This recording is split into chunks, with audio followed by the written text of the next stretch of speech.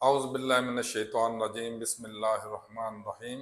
अल्लाह जल्ल शानहू दे नाम दे नाल अल्हम्दुलिल्लाहि रब्बिल आलमीन वल आक़िबतुल मुत्तक़ीन अस्सलातु वस्सलामु अला रसूलिल करीम। दोस्तों अस्सलाम वालेकुम। डॉक्टर नसीर कल हाज़र CNP न्यूज़ तो। दोस्तों तुसां देखिया होना कि अजकल दो बर्निंग इशू जड़े ने ना हार्ट इशू जिन्होंने कह सकते हो वो अजकल दो ने।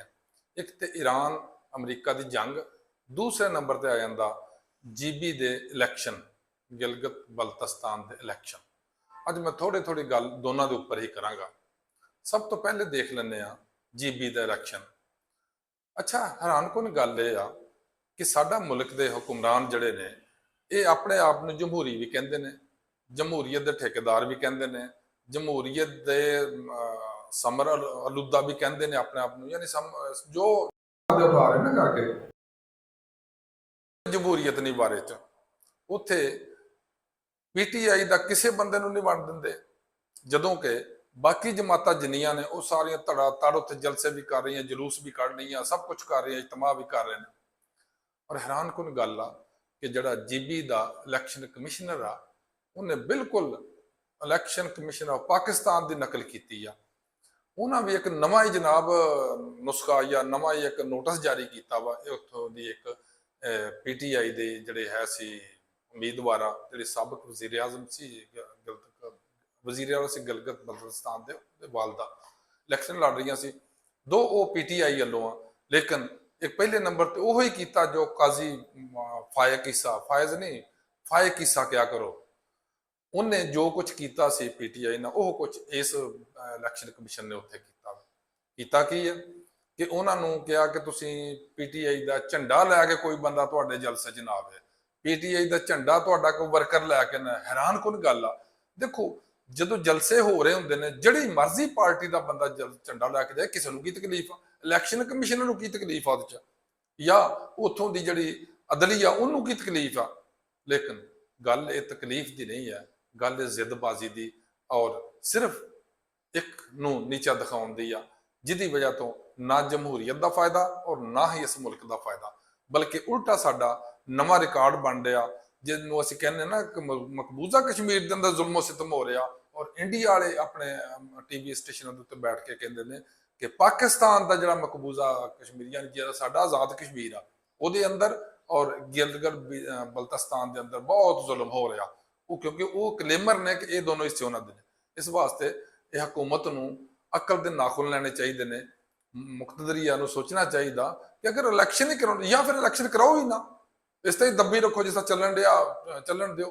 तो जो कराना तो कम से कम कोई वो थोड़ी बहुती तो सच्चाई है, थोड़ा बहुत तो इंसाफ नजर आए। अच्छा दूसरा टॉपिक सीगा वो है अमरीका और ईरान की जंग। अमरीका मैं हैरान हाँ कि अमरीका के सदर ने हुण तक इन्ने यू टर्न ले लिया कि साढ़े सियासी पार्टियां के जिहड़े है ने करदादार उन्होंने नहीं लिया होणगे। दुनिया का शायद ही कोई मुल्क हो जितों के सियासतदान या हुक्मरान इन्ने यू टर्न लैन जिन्ने सदर ट्रंप साहब लै चुके हैं। वो हर रोज को 2 4 5 यू टर्न लेंदे ने। एक बंदे नूं गालां कड्ढण डे हुंदे ने, वो अगले दिन उन्होंने तारीफ करनी शुरू कर देंगे आ। एक दिन कहणगे असीं ईरान नूं तबाह कर देना, दूसरे दिन कहणगे ईरान बड़ा अच्छा काम कर रहा, तीसरे दिन कहणगे कि ईरान की जिहड़ी है मुक्तदरी आ वो जनाब बड़े ये है बड़े वो है, अगले दिन कहणगे वो बड़े चंगे ने साडे जिवें करन। यानी वो बेतबारा बेवकारा बेविहारा आदमी आ। और मैं हैरान हुंदा वेख वेख के साडे हुक्मरानां दा कि इन्हां ने ते ऐऊं उहनूं आका बनाया वे और उस बंदे नूं ऐऊं अपना इन्हां ने सरबराह कायद और गाइड लीडर बना कर बिठाया कि जो उन्हें हुक्म करना इन्हां नूं कह दे पेशाब करना तो पेशाब करनगे, वो कह दे तो नहीं करना तो नहीं करनगे। इस कदर गुलामी क्यों करते हैं अल्लाह ही जाने। हुण दूसरे पासे दूसरी तस्वीर देख लें ईरान ते उन्होंने हमला छोटा जिहा किया, लेकिन ईरान ने जो मूँह तोड़िया ना उन्हों का अमरीका बहरेन और कुवैत का, क्योंकि ये हमले कुवैत और बहरेन के जड़ा है सी अड्डे उतों हुए ने, तबाही ला छड़ी ईरान।